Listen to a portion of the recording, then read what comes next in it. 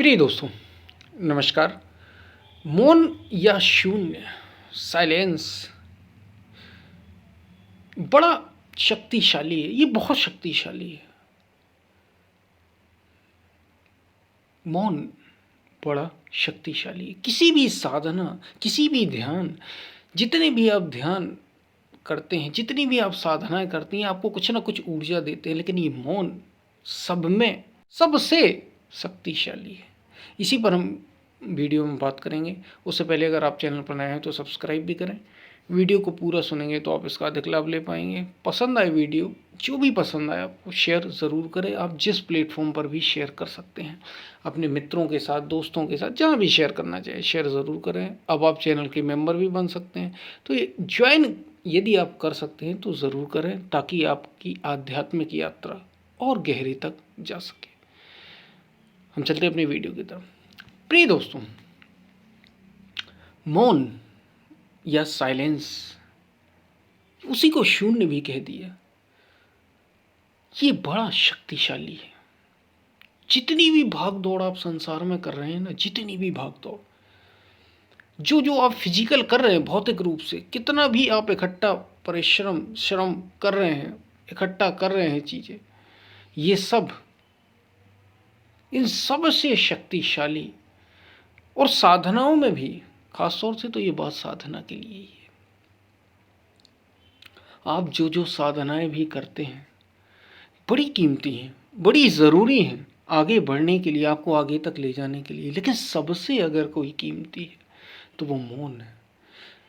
सबसे अगर कोई कीमती है तो वो शून्य है। शून्य एक तरीके से ज़ीरो इज़ गॉड, ऐसा कहा गया था ना। विवेकानंद ने या किसी ने ये प्रश्न किया था कि जीरो पर आप बोलिए। स्वामी विवेकानंद से कह दिया तो उन्होंने कहा ज़ीरो इज़ गॉड। एक अलग ही उन्हें परिभाषा दी। ये शून्य जो है, ये परिभाषित किया गया। एक हमने शून्य का एक पैरामीटर ले लिया, शून्य। मौन, शून्य की साधना भी संतों ने बताई है, महापुरुषों ने, योगियों ने शून्य साधना पर भी बड़ा जोर दिया। क्योंकि आप जब कोई भी और साधना करते हैं, बड़ी शक्ति, कई सारी साधनाएं हैं।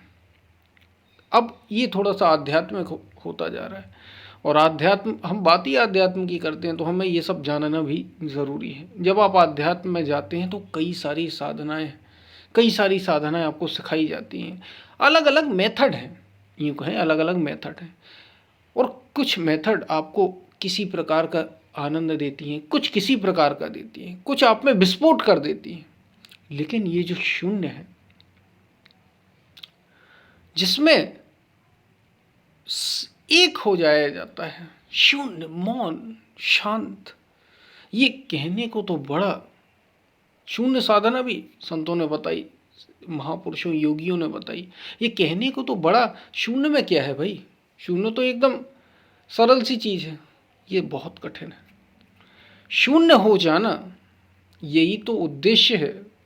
महर्षि पतंजलि क्या कह रहे हैं योग दर्शन में? योगश चित्त वृत्ति निरोधा, चित्त की वृत्तियों का निरोध ही योग है। दरअसल जो आपके विचार भाग रहे हैं, इनकी भाग दौड़ चल रही है, इनका रुक जाना, यही तो मौन है, यही साइलेंस है। पावर ऑफ साइलेंस आपने सुना होगा, मौन की शक्ति, पावर ऑफ साइलेंस।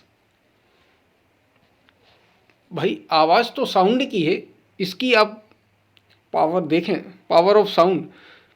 लेकिन अक्सर योग में कहा जाता है पावर ऑफ साइलेंस, क्योंकि वास्तव में यही सबसे शक्तिशाली है। ये जो शून्य है, यही अस्तित्व है। इसी को शून्य कह दिया। इसी को चिदाकाश भी कह देते हैं, चिदाकाश, आकाश। ये दरअसल सबसे शक्तिशाली है। ये मौन, ये असीम है। क्योंकि आप जब गिनती शुरू करते हैं, एक दो, हम जैसे हमने उदाहरण लिए जीरो का, शून्य का, आप जब गिनती शुरू करते हैं तो उनकी लिमिट शुरू हो जाती। जैसे ही आपने कुछ बनाया, आकार दिया आपने किसी चीज़ को, उसकी सीमा हो गई, उसकी लिमिटेशन हो गई। वो कहीं ना कहीं जाके तो रुकेगी ना। लेकिन जो रुकती ही नहीं और बनती ही नहीं, वो तो है, वही मौन है।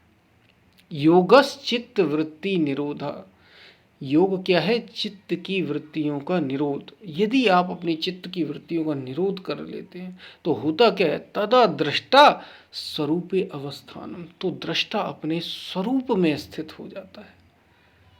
और यही सत्य है जिसका न तो आदि है, आदि यानी जिसका जन्म नहीं हुआ, और न उसका अंत है, तो उसकी मृत्यु कैसी? जब जन्म ही नहीं हुआ तो मृत्यु कैसी? इसलिए वही शब्द सबसे शक्तिशाली। और वहीं पर संतों ने तो ये कहा कि आपकी धन और दौलत से, आपकी रिश्तेदारी और व्यापार से, आपके व्यवहार और दुनिया में नाम प्रसिद्धि से परे, अति परे मौन का एक सुंदर मंदिर है। यहीं पर सारे प्राणी बनाए और मिटाए जाते हैं। मौन में वो शक्ति है। उसी को चिदाकाश भी संतों ने कहा।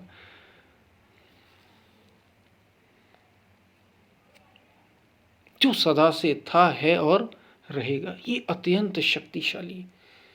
इसी को अनंत कहा, इसी को मौन कहा, इसी को शून्य कहा। अत्यंत शक्तिशाली। और शून्य ध्यान संतों ने बड़े प्रयास किए। बहुत समय लगता है। जब आप जैसे ओम, जैसे हमने बताया ध्यान की आप विधियां करते हैं, स्वयं पर ध्यान, स्वयं पर ध्यान, स्वयं पर ध्यान बात जाती है। या ध्यान की और भी कई सारी, जैसे आप श्वासों पर ध्यान देते हैं, आप किसी मंत्र पर ध्यान देते हैं, मंत्र का सुमिरन करते हैं, सारे आप प्रयास करते हैं, ये सब आपको ले जाते हैं। जब आप इनमें गहरे उतरते हैं तो आपको एक गहरी अनुभूति देते हैं। लेकिन कहाँ तक पहुँचना हमें? महर्षि पतंजलि क्या कह रहे हैं? अष्टांग योग में क्या है? यम, नियम, आसन, प्राणायाम, प्रत्याहार,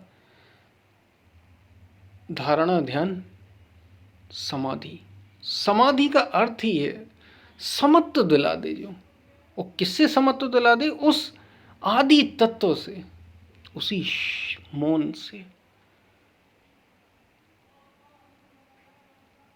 जब उससे आप एक हो जाते हैं, वही समाधि है। समत्व हो जाना। अभी हम समत्व नहीं, आप अगर अपनी श्वासों पर भी अभी थोड़ा ध्यान दें, या आप अपने नथुनों के श्वास जहाँ से आ रही है और जा रही है, ये जो द्वार है नासिका का, इस पर आप थोड़ा सा उंगली अगर लगा के देखें तो आप देखेंगे कि एक श्वास किसी और प्रकार से चल रही है और दूसरी एकदम दूसरे प्रकार से।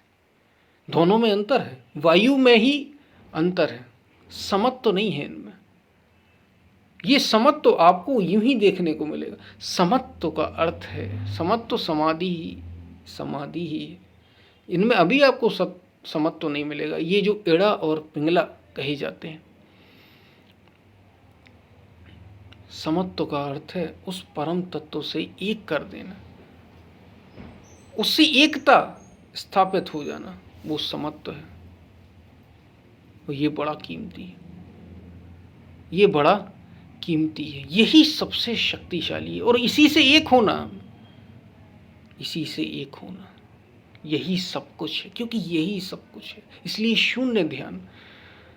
योगी बड़ा बड़ा ध्यान करते हैं और बहुत गहरा ध्यान करते हैं, बड़े प्रयास करते हैं केवल और केवल कुछ ना करने का। कुछ ना करना भी कहा जाता, कुछ ना करना, शून्य ही तो है।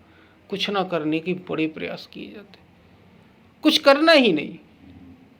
तो कुछ ना करना के इतना कीमती है या इतना महत्वपूर्ण है। जी हाँ, आप ज़रा करके तो देख लीजिए। कुछ ना कुछ तो आप करते ही हैं, कुछ ना करना ही सब कुछ है। और यही मौन है, ये अत्यंत शक्तिशाली, अत्यंत शक्तिशाली। इसको जीवन में उतारना है, इसी को लाना है, इसी को अपने भीतर हृदयंगम करना है, इस मौन को, इसकी शक्ति। सारे आपको जितने भी आप ध्यान करेंगे उसमें आपको अलग अलग ऊर्जा का अनुभव होगा। ऊर्जा अलग अलग स्तर पर जाएगी जो ध्यान कराए जाते हैं, लेकिन मौन में तो आप उससे एक ही हो जाते हैं। परम ऊर्जा, परम शक्तिशाली। ये कुछ समय के लिए ही होती है, लेकिन ये आपको बहुत ऊर्जा देती है, बहुत ऊर्जा।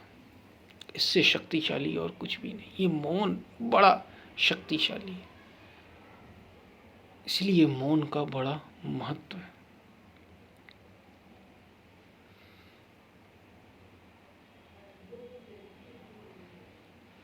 ये बात आपको समझ में आई होगी। हम फिर मिलते हैं, तब तक के लिए धन्यवाद।